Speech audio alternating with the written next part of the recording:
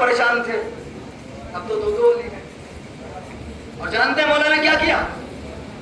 مولا عباس کے چہرے پر نقاب کو ڈالا، شام کے روباہوں کی نظر نہ لگ جائے،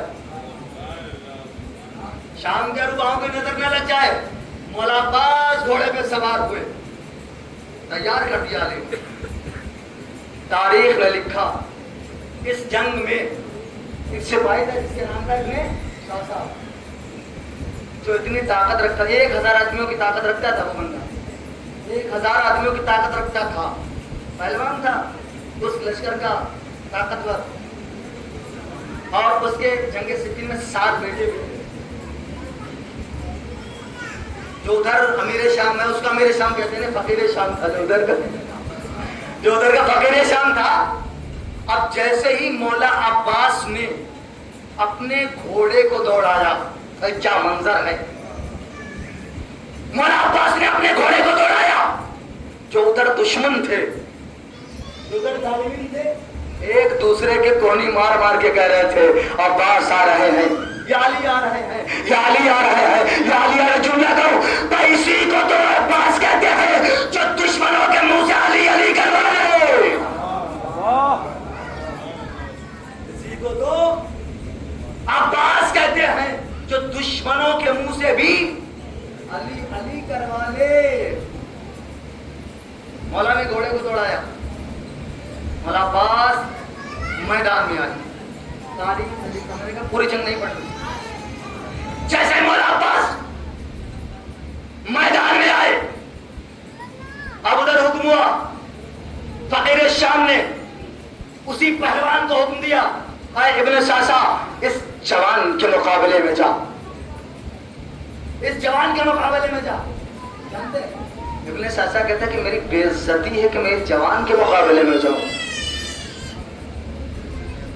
میری بے عزتی ہے میں اس جوان کے مقابلے میں جاؤں، میرے 7 بیٹے موجود ہیں، میرا ایک بیٹا اس جوان کے لیے کافی ہے،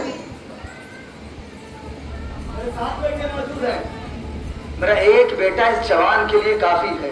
تاریخ نے لکھا، تاریخ نے لکھا پہلا بیٹا آیا، میری طرف دیکھیے گا، پہلا بیٹا آیا، تلوار چلی جہنم میں گیا، تلوار چلی جہنم میں گیا۔ اب دوسرا بیٹا آیا، پھر تلوار چلی جہنم میں گیا، اب تیسرا آیا، میں کیا سن رہے ہیں، تیسرا گیا جہنم میں۔ اسی طریقے سے چوتھا، پانچواں، چھٹا، 7 بیٹے جب فاصلے جہنم ہو گیا، کس کی باری ہے؟ ابن ساسا کی۔ میں نے ابھی عرض کیا 1000 آدمیوں کی طاقت رکھتا تھا، اب غور کر کے بتائیے 1000 آدمیوں کی طاقت رکھنے والا آدمی اور جس کے 7 جوان بیٹے مار دیے جائیں تو اس کی طاقت کا عالم کیا ہوگا؟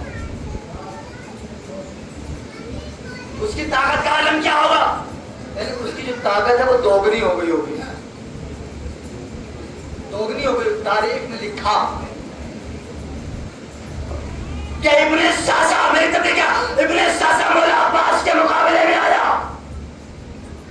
تاریخ نے یہ تو لکھا کہ ابن ساسا عباس کے مقابلے میں آیا، یہ کسی نے نہیں لکھا کہ ابن ساسا کدھر گیا، یہ کسی نے نہیں لکھا کہ ابن ساسا کدھر گیا۔ میرا دل کہتا ہے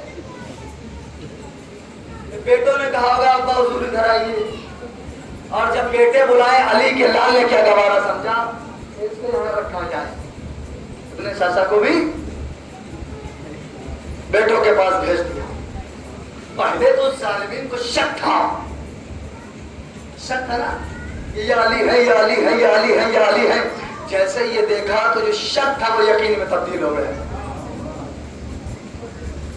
یقین میں تبدیل۔ شک جانتے خیمے کا پردہ اٹھا، کیا منظر ہے، خیمے کا پردہ اٹھا، میرا مولا گھوڑے پہ سوار ہوا،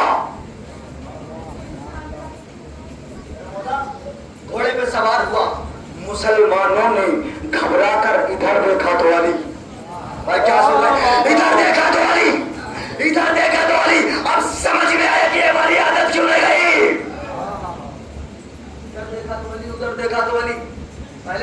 ریشے پریشان تھے. اب تو دو علی ہیں. اب تو دو علی ہیں. مولا نے گھوڑے کو دوڑایا. کیا منظر ہے. حضرت علی علیہ السلام نے گھوڑے کو دوڑایا, میدان میں آئے اور ظالمین کو مخاطب کر کے فرمایا جس کو تم علی سمجھ رہے ہو آزاد کرو بنی ہاشم. سلوات ہے محمد والے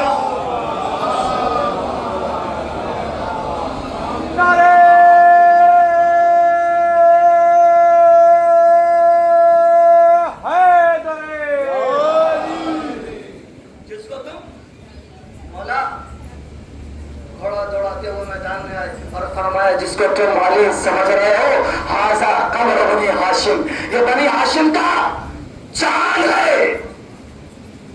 بھائی جملہ کہ تو بڑی آہستہ سے استقبال کیجیے گا. پتھروں کے بیچ میں ہیرے کا چمکنا کمال نہیں ہے. پتھروں کے بیچ میں ہیرے کا چمکنا کمال نہیں ہے.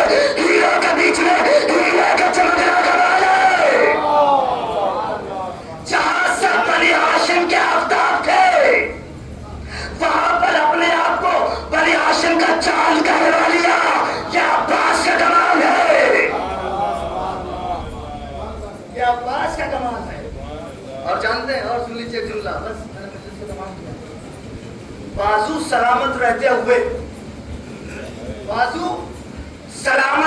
ہوئے علمداری کرنا کمال نہیں ہے.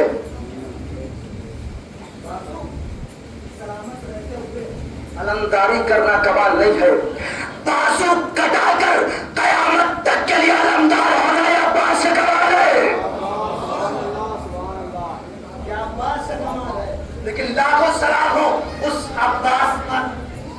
کیا مولا عباس کے لیے اس سے بڑی کوئی فضیلت ہوگی کہ انہیں علی کا بیٹا کہا جائے؟ کوئی فضیلت اس سے بڑی ہوگی کہ انہیں علی کا بیٹا کہا جائے؟ لیکن لاکھوں سلام ہو اس عباس پر کہ پوری زندگی اپنے تو علی کا بیٹا نہیں بلکہ حسین کا غلام کہلوایا. علمداری جس پہ ناز کرے اسے عباس کہتے ہیں. وفاداری جس پہ ناز کرے اسے عباس کہتے ہیں. اب سوشل میڈیا کے دور دیکھتا ہوں کہ بہت سارے وہ چل رہا ہے بڑا ویڈیو آتی رہتی ہے. وہ کیسے کہہ گئے کہنا تو فرار چلا رہے. بڑے قصیدے ہوتے ہیں کہ وہ علمبردار تھے. ارے بھائی جو کسی جنگ میں نہ رکے ہوں وہ علمدار کیسے ہو سکتے ہیں؟ وہ علمدار کیسے ہو سکتے ہیں؟ اگر آپ بیساکھی لگا کر کسی کو علمدار بنا دیا جائے اس کا تو نہیں کچھ ہو سکتا. جب علمدار کہیے تو بس انہی کے طرف. علم کی بھی تاریخ ہے. تو جملے سن لیجیے, میں نے بس مجلس کو تمام کر دیا. علم تاریخ میں سب سے پہلے علم کہاں کس نے اٹھایا؟ تاریخ میں سب سے پہلے علم فرشتوں نے اٹھایا. جناب شیش کی نصرت کے لیے سفید رنگ کا علم ہر فرشتے کے ہاتھ میں تھا. جناب شیش کی نصرت کے لیے سب سے پہلے علم جو اٹھایا وہ فرشتوں نے اٹھایا. جملہ کرو, اب پتا چلا کہ علم اٹھانے کے لیے بھی فرشتہ صفت ہونی چاہیے. اور ان ساری بات بشریت میں سب سے پہلے علم جناب ابراہیم علیہ السلام نے اٹھایا.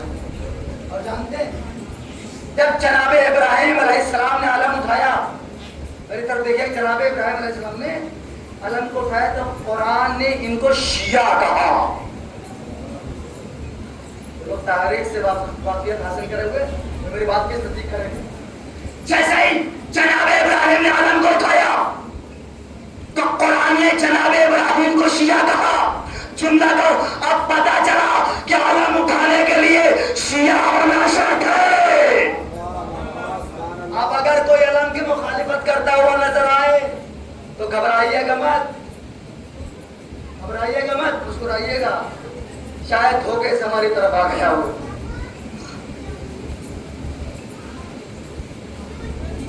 اگر علم کی مخالفت کرتا ہوا نظر آئے اور یہ قرآن نے جناب ابراہیم کو شیعہ کہا. ایک بات بس, اب جو قرآن نے جناب ابراہیم کو شیعہ کہا, اب جو یہ قرآن جس کے نازل, جس کے سینے پر نازل ہوا, اس نے بھی تو کچھ علم کی شرطیں بتائی ہوں گی. جس کے قلب پر یہ قرآن نازل ہوا, اس نے بھی کچھ علم کی شرطیں بتائی ہوں گی. یعنی رسول نے بھی تو کچھ شرطیں بتائی ہوں گی. رسول نے فرمایا کل علم اسے ملے گا جو مرد ہوگا, جو جلال ہوگا, جو قائل فرما ہوگا, جو اللہ رسول کو دوست رکھتا ہوگا, اللہ رسول سے دوست رکھتے ہوں گے. بس فائنل ہو گیا نا. رسول نے کہا علم وہی اٹھائے گا جو مرد ہوگا. علم ہر کوئی نہیں اٹھائے گا. رسول نے ڈگری دے دی کہ علم وہی اٹھائے گا جو مرد ہوگا. اب ہم لوگوں کو ٹینشن لینے کی ضرورت نہیں ہے. وہ علم کی مخالفت کرتے ہوئے نظر والا میں اٹھاتے ہیں. جب رسول نے فرما دیا علم وہی اٹھائے گا جو مرد ہوگا, یہ ہے تاریخ علم برداری. بچوں کے 18 عباس, سکینہ کی آس عباس,